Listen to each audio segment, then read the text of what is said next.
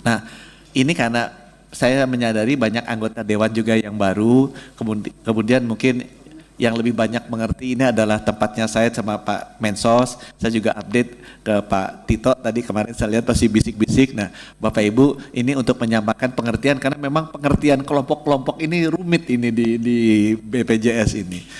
Jadi yang paling bawah adalah PBI ya, segmen kepesertaan PBI ini yang 100% dibiayai oleh negara.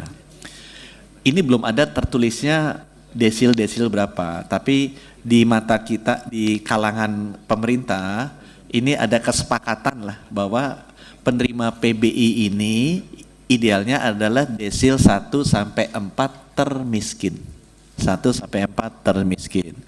Nah, memang ada aspirasi dari kami di pemerintah karena Bapak Presiden Prabowo tuh inginnya satu data.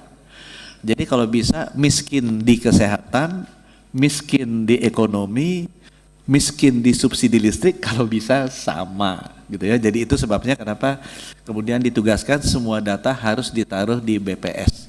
Karena penerima subsidi listrik, penerima PBI, penerima PKH, penerima mungkin subsidi BBM, subsidi pupuk, nanti diusahakan sebaiknya orangnya kategorinya sama.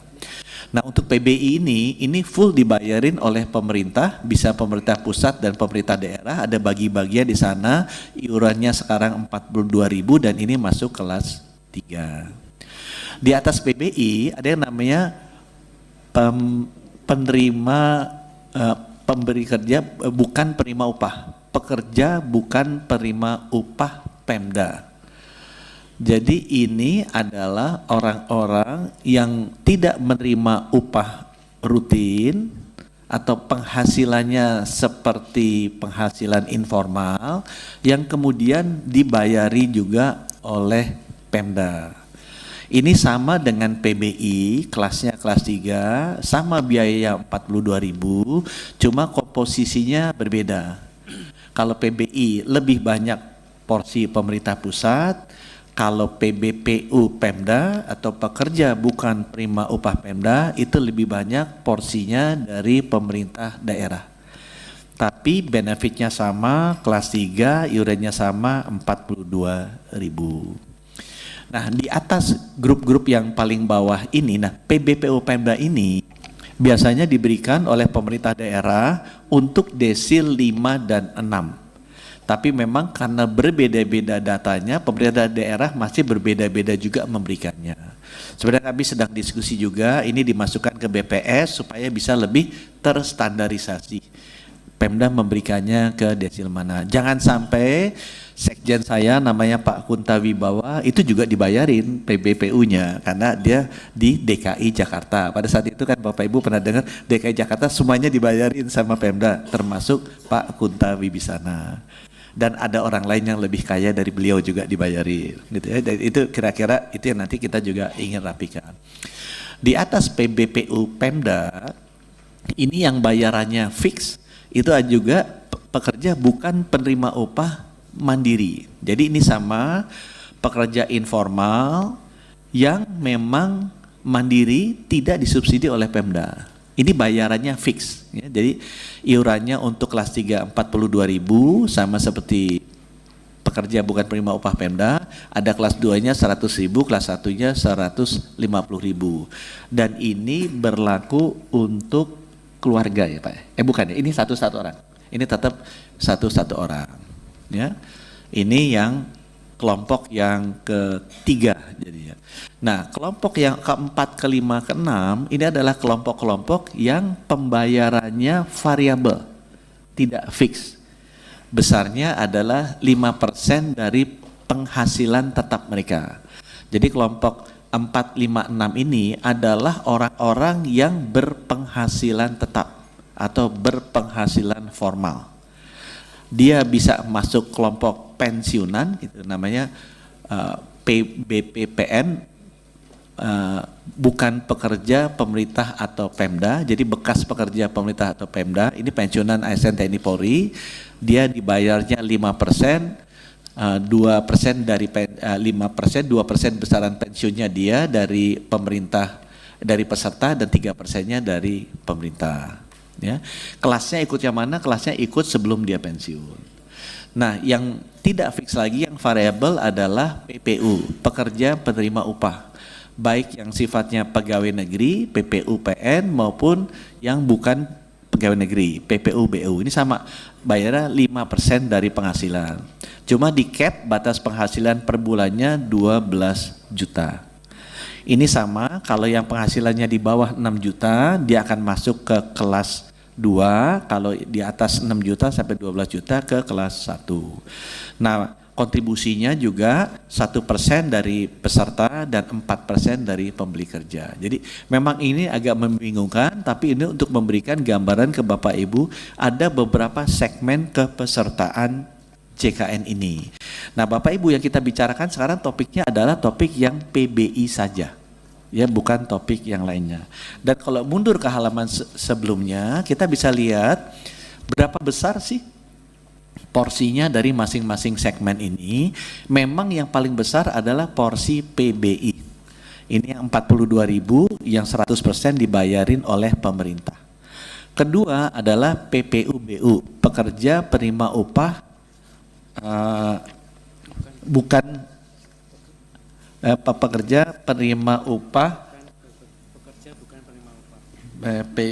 ini sampai kitanya juga bingung itu PPU, pekerja penerima upah badan usaha, gitu kan. Sekjenku aja sampai bingung karena emang itu tadi emang susah. Ini adalah yang 5% yang swasta itu. Tapi yang kita bicarakan sekarang adalah yang PBI saja. Dan untuk masukan Bapak Ibu, PBI, PBPU Pemda, PPPUBPN dan BPPN itu dibayar oleh pemerintah. Jadi BPJS sampai sekarang 62%-nya kerjanya adalah uang dari Menteri Keuangan, gitu ya. Yang mereka cari sendiri itu sebenarnya cuman 38%. Ya. Nah, kita bicarakan sekarang adalah yang 29% atau 48,36 triliun. Ini triliun ya dari anggarannya BPJS. Nah, di halaman mereka mendapatkan layanan kesehatan seperti apa? Nah, ini Bapak Ibu. Jadi PBI, sekarang kita masuk ke PBI karena topiknya hari ini ada PBI. Itu dalam setahun ada 14 juta kunjungan dari penerima PBI. Yang besarnya sekitar 96 juta. 96 juta. Itu 14 juta mengunjungi rawat jalan 12 juta dan rawat inap 1,84 juta. Jadi 96 juta orang di cover iurannya oleh pemerintah, masuk kategori PBI. Ini adalah orang-orang termiskin desil 1 sampai 4 dan mereka memanfaatkan layanannya 14 juta dalam setahun. 14 juta ini sampai Mei 2025. Ya, jadi kalau setahun kira-kira hampir dikali 2 lah, mungkin 30 juta kunjungan dalam setahun. Nah, di halaman selanjutnya ini sebabnya kenapa kita diundang oleh Bapak Ibu. Karena data PBI ini nggak pernah, kalau istilah orang yang di perbankan itu Komisi 11 ya Bu Indah, reconcile. Nggak pernah tahu mana yang benar, mana yang enggak. Antara datanya Kemensos, datanya Kemenkes, datanya Dukcapil nggak pernah sama.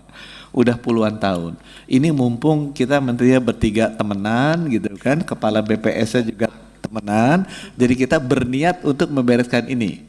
Karena itu setiap tahun pasti kena audit BPK, nanti kena, mesti dikembaliin, mesti dibayar, Menkesnya dikejar-kejar, Menkesnya kejar BPJS, BPJS-nya ngejar puskesmas, rumah sakitnya marah, diklaim, marahnya ke bupati, bupatinya ke bupati, kita pusing.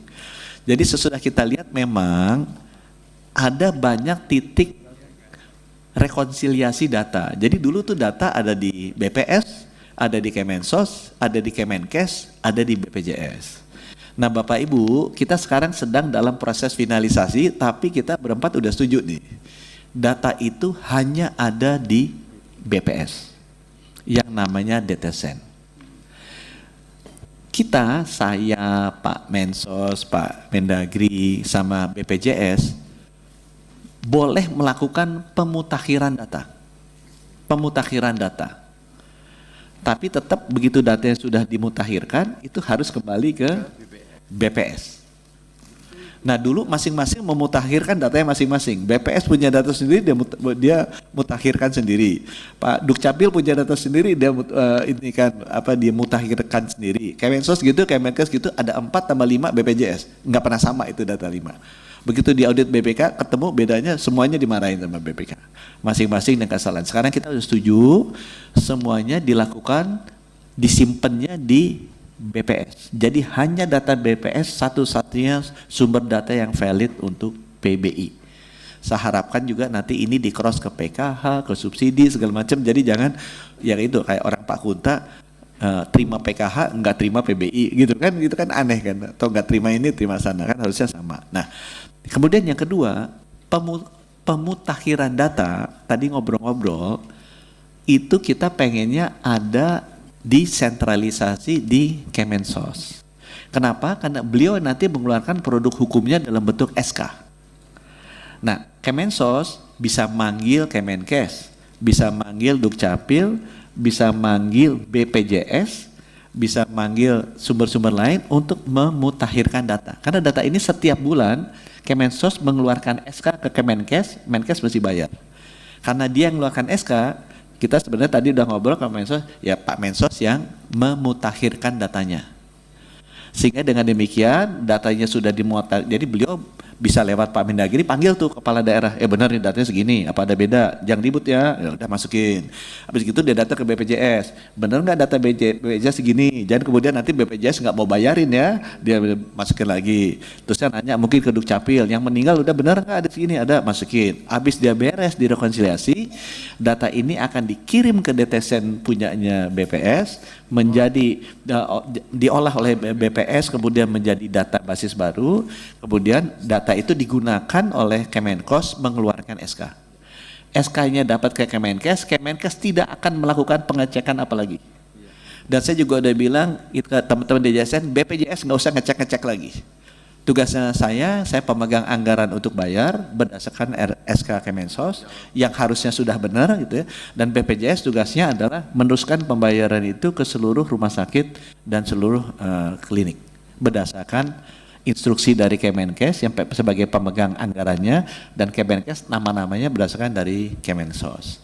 Dengan demikian tidak akan ada lagi perbedaan basis data antara BPJS, Kemenkes, Kemendagri, Kemensos, dan BPS. Karena datanya itu ada di BPS dan setiap bulan kita harapkan bisa dilakukan adjustment-nya. Ini saya rasa yang penting. Kemudian di halaman selanjutnya, kalau buat teman-teman DPR mungkin ini yang penting. Jadi kuota PBI kita tetap Bapak Ibu 96.800. 96.800.000. Maaf. Ini bangkir salah nol parah tuh Ibu Indah ya, maaf Bu Indah nih, kopinya kurang. Nah, DTSN kemarin mengeluarkan 96.283. Nah, ini kita menyiapkan roomnya bahwa ada bayi belum lahir yang belum ada NIK-nya 116.000, kemudian kita ada reaktivasi kuota yang kita masih taruh. Tapi ini mesti dipergunakan nanti oleh Kemensos untuk diskusi dengan Pemda. Yang penting ada nama, by name, by address, dan ada NIK-nya. Sehingga tetap plafonnya 96.800 ya. Jadi 96.800.000. Salam lulu nih. Udah, di halaman selanjutnya. Nah, ini adalah pembayaran yang dilakukan ya. Jadi Bapak Ibu lihat pembayaran kira-kira sama 96.760.000. Nah, untuk yang Juni 96.282.000 karena yang reaktivasinya itu belum masuk. Jadi belum ada data by name by address-nya. Jadi ada selisih sedikit sekitar 400 ribuan, itu karena itu tadi. Begitu udah masuk ke data sen, dibersihkan di dia, nih ada banyak yang udah meninggal, banyak yang duplikasi orangnya sama, Kunta Wibawa, ada namanya Kunto Wibowo, ternyata orangnya sama gitu ya, itu dibersihkan oleh BPS. Nah, tapi jatahnya tetap diberikan, tinggal Pemda bisa masukin nama-nama ke situ. Ya. Sehingga diharapkan bahwa nanti bulan Juli selanjutnya sudah jauh lebih rapi. Nah, mungkin cat terakhir saya Bapak Ibu. Yang pertama, Kemenkes akan mendaftarkan peserta PBJK yang kita dapat dari Kemensos ke BPJS Kesehatan. Kemudian pemutakhiran data kita akan sentralisasi di Kemensos dari semua institusi-institusi lain agar ini tepat sasaran dan SK-nya mengeluarkan mereka. Kemudian dari Kemensos nanti akan repositori datanya atau datanya akan disimpan di DTSN. Sehingga dengan demikian tidak ada lagi perbedaan dari data. Ya mungkin kita masukkan ke sini ke DJSN. Ini kan kadang-kadang setiap bulan pasti ada perubahan gitu. Ada yang masuk, ada yang keluar. Itu tolong dikasih tahu. Karena kadang-kadang masyarakat suka sedih kalau tiba-tiba dia masuk atau nggak keluar, dia nggak dikasih tahu, begitu dia datang ditolak.